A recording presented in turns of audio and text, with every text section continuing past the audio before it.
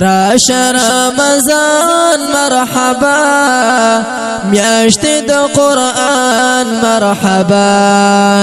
میاشت د قرآن مرحبا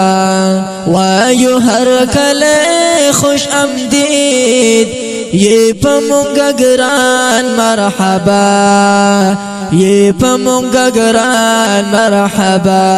الحمدللہ رب العالمین والعاقبة للمتقين والصلاة والسلام على أشرف الأنبياء والمرسلين نبينا محمد وعلى آله وصحبه أجمعين أما بعد قال الله تبارك وتعالى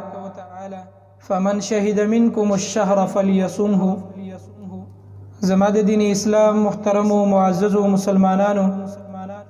د رمضان المبارک میاش دا د عبادتونو د الله د بندګۍ میاش ده شهر العبادات بندگان پدې کې د الله رب العالمین عبادتونه کوي خو یو څو عبادتونه چې دا غي خاص اهتمام په دې رمضان المبارک کې پکار دي ځکه دا د روزې میاش ده او په دې میاش کې خصوصي اهتمام د روزې پکار دي چې بنده په اخلاص سره د الله د لپاره روزه ونیسي الله رب العالمین فرمایي فمن شهد منکم الشهر څوک چې په تاسو کې د میاشتې ته حاضر شو څوک چې په تاسو کې ژوندي وو او دا میاشت پر راغله فلیصمه نو هغوی د په ښایسته طریقې سره په اخلاص سره الله ته روزه ونیسي د دې د وجې نه د روزې خصوصي اهتمام او په ښایسته طریقې سره او په اخلاص سره د الله د لپاره روزه نیول پکار دی په دې میاشت کې دویم عبادت چې په دې میاشت کې د هغې اهتمام کول پکار دی هغه د قرآن کریم تلاوت چې هغه په دې میاشت کې په کثرت سره وشي د قرآن کریم تلاوت په دې میاشت کې په کثرت سره وشي ځکه دا میاشت د قرآن ده دې ته شهر القرآن ویل کېږي د قرآن کریم میاشت ده الله رب العالمین قرآن کریم په دې میاشت کې نازل کړی الله رب العالمین فرمایي شهر رمضان الذي انزل فيه القرآن میاشت د رمضان هغه میاشت ده انزل فيه القرآن چې الله رب العالمین په دې میاشت کې قرآن کریم نازل کړی دا د قرآن کریم میاشت ده د دې د وجه نه په دې میاشت کې د قرآن کریم درسونه کول پکار دي او د قرآن کریم درسونو ته کېناستل پکار دي او د قرآن کریم په کثرت سره تلاوت پکار دی د الله رسول صلی الله علیه وسلم با د دې رمضان المبارک په میاشت کې جبرئیل علیه السلام سره د قرآن کریم دور کو جبرئیل علیه السلام به د رمضان المبارک په هر شپه باندې د الله رسول سره ملاویدل حدیث کې راځي وکانه یلقاه فی کل لیله من رمضان جبرئیل علیه السلام به هر شپه د الله رسول سره ملاویدل فیدارسه القرآن او بیا به جبرئیل علیه السلام د الله رسول ته د قرآن کریم درس ورکو د دې د وجه نه د دې ډیر اهتمام په دې میاشت کې پکار دی چې د قرآن کریم میاشت ده په دې کې د قرآن کریم تلاوتونه وشي د محدثینو دا طریقه وه چې ټول کال به د حدیثو کتابونه لوستل ټول کال به د حدیثو تدریس کو خو چې کله به د رمضان المبارک د میاشت رااله د حدیثو کتابونه به راټول کو قرآن کریم به کلاو کو او د دې تلاوتونه او د دې درسونه به شروع کو د امام مالک رحم الله په باره کې راځي چې د رمضان المبارک په میاشت کې به هغه د قرآن کریم خصوصي اهتمام دا کو چې د حدیثو کتابونه به بند کو او قرآن کریم به کلاو کو او ویلې به چې د قرآن کریم میاشت ده نو په دې کې قرآن الله نازل کړي دې کې د قرآن کریم درسونه او تلاوتونه پکار دي حدیث کې راځي د الله رسول صلی الله علیه وسلم فرمایي من قرأ حرفا من کتاب الله چا چې د الله د کتاب نه د قرآن کریم نه یو حرف ولوستل فله حسنه الله ورته یو نیکی ورکي والحسنه بعشر امثالها او هغه یو نیکی الله رب العالمین په لس چند ورکي یعنی په یو حرف باندې الله رب العالمین لس نیکیانه ورکي بیا د الله رسول فرمایي لا اقول الف لام میم حرف زما مقصد دا نه دی چې الف لام میم ټول یو ځای کې نو یو حرف تی جوړ شي داسې نه ده بلکې الف حرف الف ځان له حرف دی ولام حرف او لام ځان له حرف دی ومیم حرف او میم ځان له حرف دی په دې دریو حروف باندې الله تعالی دیش نه کوي درکې د دې د وجه علماء لیکي چې د قران کریم په تلاوت باندې الله رب العالمین ډېر نیکی ورکوي او دا یو داسې عبادت دی چې په لږ وخت کې بندگان ډېر نیکی ګټې شي. که یو سړی وایي چې زه په لږ وخت کې ډېر نیکی حاصل کم ډېر ثوابونه وګټم نو هغه د قران کریم تلاوت کوي او بیا په رمضان کې د دې خصوصي اهتمام پکار دی. بل عبادت چې په دې رمضان المبارک کې د هغې خصوصي اهتمام پکار دی هغه دی قیام اللیل، تراویح، تهجد چې سړی د شپې الله ته راپاسېږي او ودرېږي د ورځې د الله دپاره روژه نیولي او د شپې راپاسېږي الله ته او الله رب العالمین ته په منځ ودرېږي، قیام اللیل شروع کی، تهجد شروع کی نو د دې خصوصي اهتمام پکار دی. قرآن کریم کې الله رب العالمین قیام اللیل دا د مؤمنانو په صفتونو کې یو صفت ذکر کړي. الله فرمایي تتجافى جنوبهم عن المضاجع يدعون ربهم خوفا وطمعا. مؤمنان هغه خلق دي چې د هغوی اړخونه د بسترونه لري الله رب العالمین ته ولاړي، يدعون ربهم خوفا وطمعا، الله رب العالمین ته ولاړي دعاګانې کوي، منځونه کوي او د الله رب العالمین د یری د وجنه او د هغه نه د اجر د امید په نیت باندې د شپې د الله رب العالمین په دربار کې ولاړي او الله رب العالمین ته سوال او زارۍ کوي. دا د مؤمن صفت الله رب العالمین قرآن کریم کې بیان کړي. او بیا خاص کر د دې تهجد او د قیام اللیل او د تراویح اهتمام خو په رمضان المبارک کې خصوصي پکار دی. حدیث کې راځي د الله د رسول متعلق يرغب فی قیام رمضان، د الله رسول به صحابه ته ترغیب ورکو د رمضان المبارک په دې میاشت کې د قیام اللیل چې صحابه تاسو قیام اللیل کوئ، تراویح کوئ، تهجد کوئ، د الله رسول به خصوصي صحابه ته د دې ترغیب ورکو. دغه شان حدیث کې راځي د الله رسول صلی الله علیه وسلم فرمای من قام رمضان، چا چې د رمضان المبارک په میاشت کې تهجد کو، قیام اللیل کو، د شپې الله ته ودرېدل، تراویح کولې ایمانا د ایمان په حالت کې په داسې حالت کې چې دا مؤمنو، واحتسابا او په دې نیت باندې چې د الله نه د اجر نیتو، غفر له ما تقدم من ذنبه. د الله رسول فرمای چې الله رب العالمین به مخکینی ټول ګناهونه هغه معاف کړي. نو د دې د وجه نه زما محترمو په دې رمضان المبارک کې د قیام اللیل او د تراویح او د تهجد خصوصي اهتمام پکار دی. بل عمل او بل عبادت چې په دې میاشت کې د هغې خصوصي اهتمام پکار دی هغه د صدقه چې سړی راولګېږي د خپل مال په فقراو مساکینو باندې تقسیم کی، خپل مال نه فقراو مساکینو ته څه ورکړي. قرآن کریم کې الله رب العالمین په سورة البقره کې د هغې په اول صفحه کې الله رب العالمین د قرآن کریم د سورة البقرې په اوله صفحه کې د انفاق او صدقې د متقیانو په صفتونو کې یو صفت ذکر کړی دی. الله فرمایي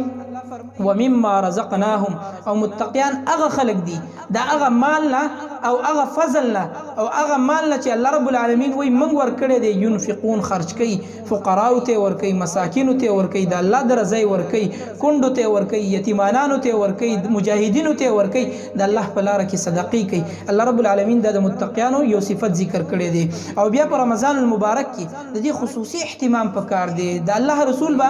اسم سخیو، د الله رسول خو به مخکې اسم سخا کوله په نورو ورځو کې، خو د رمضان المبارک په میاشت کې به ډېره زیاده سخا کوله، ډېر زیاته صدقې به ورکولې. حدیث کې راځي کان اجود الناس، د الله رسول په خلکو کې د ټولو نه زیات سخي سړی و، د الله رسول په خلکو کې د ټولو نه زیات سخا والو. او وکان اجود ما یکون فی رمضان، او خصوصي د الله رسول په رمضان کې ډیره زیاته سخا کوله، ډیره زیاتې پیسې به خرج کولې او فقراو مساکینو ته به صدقې ورکولې د الله رسول. نو د دې د وجې نه په دغه رمضان المبارک کې د صدقو اهتمام هم پکار دی. خاص کر د افطارۍ پروګرامات سړی وکړي چې فقراو مساکین راټول کړي او هغوی ته د افطارۍ پروګرام وکړي. حدیث کې راځي د الله رسول فرمایي من فطر صائما کان له مثل اجره،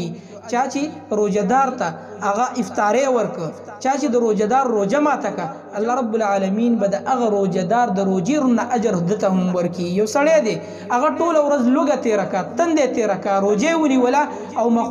ماښام ورته چا د روزې پروګرام برابر کړه، الله رب العالمین به د هغه روزې پروګرام برابرونکي ته هم دونه اجر ورکړي څومره اجر چې د روزهدار ته ورکوي دقونه اجر به الله رب العالمین ورکړي. نو د دې د وجې نه په دې رمضان المبارک کې د افطارۍ پروګرامات هغه برابرول پکار دي. هغه خلکو له خصوصا چې هغوی له الله مال ورکړی دی او که چېرته داسې نشي کېدلی نو کم از کم په هر کور کې هغه د روژه ماتي دپاره پروګرام او تیاری کېږي، ښوروا پخېږي وغیره نورې ترکاریانې پخېږي، نو دومره وکړه چې په تالي کې په کاسه کې لږ واچوه او ګاونډي ته یې ولېږه، نو په دې باندې به ستا هغه عمل وشي. او خصوصي اهتمام هغه خلکو له پکار دي چې هغوی له الله رب العالمین مالونه ورکړي دي. دغه شانتې زما محترمو بل عمل چې په دې رمضان المبارک کې د هغې خصوصي اهتمام پکار دی هغه دعاګانې چې بنده د الله رب العالمین نه بار بار دعاګانې غواړي، ځکه په رمضان المبارک کې الله رب العالمین دعاګانې قبلی. قرآن کې الله فرمایي وَإِذَا سَأَلَكَ عِبَادِي عَنِّي فَإِنِّي قَرِيب اجیب دعوت الداعی اذا دعانی. دا آیات الله رب العالمین سورة البقره کې په داسې ځای کې راوړی دی چې د دې نه مخکې هم د روژې احکام دي، وروسته هم د روژې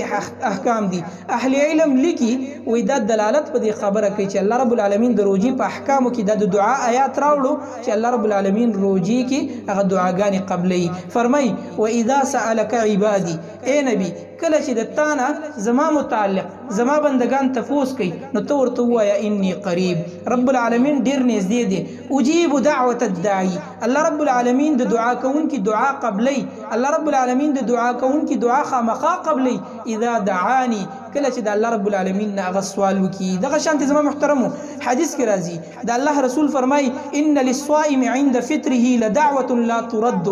د روژهدار سړي دپاره د روژه ماتي په وخت کې الله رب العالمین دعا خامخا قبلی، هغه دعا الله رب العالمین نه رد کوي. الله رب العالمین د روژه ماتي په وخت کې د روژهدار سړي دعا هغه خامخا قبلی. دغه شانتې په یو بل حدیث کې راځي د الله رسول فرمایي ثلاثة لا ترد دعوتهم الصائم. درې کسان داسې دي چې الله رب العالمین د هغوی دعاګانې هغه نه رد کوي، الله رب العالمین د هغوی دعاګانې خامخا قبلی. په هغې کې الصائم روژهدار سړی. نو د دې د وجې نه موږ ټول محتاج یو په دې روژو کې الله رب العالمین ته او په دې رمضان المبارک کې الله رب العالمین ته سوالونه کوو، دعاګانې کوو او د الله رب العالمین نه خپل حاجتونه پوره کوو. الله رب العالمین ته خپل حاجتونه وړاندې کوو چې الله زموږ دا حاجتونه پوره کړه. دغه شانتې زما محترمو په دې رمضان المبارک کې بل عبادت چې د هغې خصوصي اهتمام پکار دی هغه دی ذکر، چې بنده د الله رب العالمین ذکر کوي، ذکر اسکار کوي. کوم اسکار چې موږ ته د الله رسول ښودلی دي هغه په داسې طریقه باندې کوي چې کومه طریقه موږ ته د الله رسول ښودلې ده. خصوصي اهتمام د دې کوي ځکه چې یو سړی د الله دپاره روژه ونیسي نو کم از کم د هغه دپاره دومره هم پکار ده چې هغه د الله دپاره خوله وخوځوي، ذکر اسکار هم دې په هغې کې وکړي. دغه شانتې قرآن کریم کې الله رب العالمین د ذاکرینو په باره کې فرمایي والذاکرین الله کثیرا والذاکرات. الله رب العالمین وی هغه ذکر کوونکي زنانه او په کثرت سره ذکر کوونکي سړي اعد الله لهم مغفرة، الله رب العالمین د دوی دپاره مغفرت تیار کړی دی و اجرا عظیما، او الله رب العالمین ورته لوی اجر تیار کړی دی. د دې د وجې نه زما محترمو د ذکر په وجه باندې د انسان زړه مطمئني. بعضې خلک په دې رمضان المبارک کې جنګ جګړې کوي، د هغې وجه دا ده چې بس هغوی وایي روژه دا ده چې خوراک مه کوه څښاک مه کوه. نه زما محترمو چې کله د روژه ونیوله ذکر اسکار دې ورسره شروع کړو نو ستا به د عباداتو نه هغه زړه نه مړېږي، نور به هم د زړه غواړي چې ذکر وکړم، نور به هم د زړه غواړي چې د یو عبادت نه فارغېږي بل عبادت ته به د زړه کېږي، جنګ جګړو ته به د ذهن نه برابرېږي. د دې د وجې نه الله رب العالمین قرآن کریم کې فرمایي الا بذکر الله تطمئن القلوب، خبردار د الله په ذکر سره زړونو ته اطمینان رسیږي. نو د دې د وجې نه خصوصي اهتمام په دې رمضان المبارک کې د ذکر پکار دی چې بندگان د الله رب العالمین سحر ماښام ذکرونه هغه کوي. دغه شانتې بل عبادت چې د هغې اهتمام پکار دی هغه علماو دا ذکر کړی دی چې المصارعة الى الخیرات، چې بنده دې د هر خیر دپاره اراده وکړي چې زه به په دې روژو کې هر خیر کوم، هر د نیکۍ کار کوم، ځکه دا د مؤمن صفت دی. مؤمن به هغه هر وخت خیر خوایي او الله رب العالمین بلکې مؤمنانو ته دا خطاب کړی دی فاستبقوا الخیرات، ای مؤمنانو په نیکیانو کې او دغه شانتې د خیر په کارونو کې د یو بل سره مسابقې وکړي، مقابلې وکړي. الله فرمایي وصارغوا الى مغفرة، تاسو مغفرت طرف ته منډې کوي ای مؤمنانو، د یو بل سره مقابلې وکړي، د یو بل سره مسابقې وکړي، د خیر په کارونو کې د یو بل نه مخکې شي. او دغه شانتې حدیث کې راځي د الله رسول فرمایي چې د رمضان المبارک په پیلنۍ شپه باندې الله رب العالمین اعلان کوي او الله رب العالمین دا خبره کوي یو اعلان کوونکی اعلان وکي چې اے د خیر لټونکی یا باغی الخير اقبل، اے د خیر لټونکی را مخ کې شخیرونه ګوره، دا رمضان المبارک د خیر میاشت ده، ته په دې کې خیر لټوه. و یا باغی الشر، او اے د شر لټونکی اقصر، بس ته بنشه، بس ته د شر نه منشه، او د خیر لټونکی ته الله رب العالمین دا اعلان وکي چې خیر لټوه. نو د دې د وجنه په دې رمضان المبارک کې بل د دې شي اهتمام کول پکار دی چې هر نیکی ته سړی غاړه ورکي، هر خیر ته سړی غاړه ورکي، دا نه ګوري چې یاره مړه دا به بل څوک وکي، بلکې کوشش په دې کې دا کوي چې زه دا وکم. د دې د وجه زما محترمو په یو حدیث کې راځي د الله رسول فرمایي ينظر الله الى تنافسكم، الله رب العالمین په دې رمضان المبارک کې ستاسو مقابلو ته ګوري، ستاسو مسابقو ته ګوري چې آیا تاسو په دې عبادتو کې د یو بل سره مسابقې کوي او کنه. او ويباهيكم بملائکه، بل ناشنا خبره په دې حدیث کې چې الله رب العالمین په ملائکو کې په تاسو باندې فخر کوي چې کله بندگان وګوري چې عبادت کوي، الله رب العالمین په ملائکو کې فخر کوي چې دا زما بندگان دي، او دا ګوري نه څنګه عبادت کوي، الله رب العالمین په ملائکو کې فخر کوي. نو الله رسول فرمای فاروا الله من انفسکم خیرا، نو تاسو الله رب العالمین ته د خپل نفسونو نه خیر وخایي. په دې رمضان المبارک کې خیر ته غاړه ورکړي، الله رب العالمین ته خپل نفسونه وخایي، د خپل نفسونه په خیرونو کې استعمال کوي. د الله رب العالمین نه دعا ده چې الله رب العالمین دې زمونږ او تاسو د نفسونه د دې رمضان المبارک په میاشت کې او د دې نه بعد په ټول عمر کې د خیر په کارونو کې استعمال کی، او الله رب العالمین دې موږ او تاسو ته په دې رمضان المبارک کې د عبادت توفیق را نصیب کړي. د رحمت میاشتا یې د مغفرت میاشتا او نه د خلاصي سبب ته یې د عزت میاشتا، ته یې د عزت میاشتا.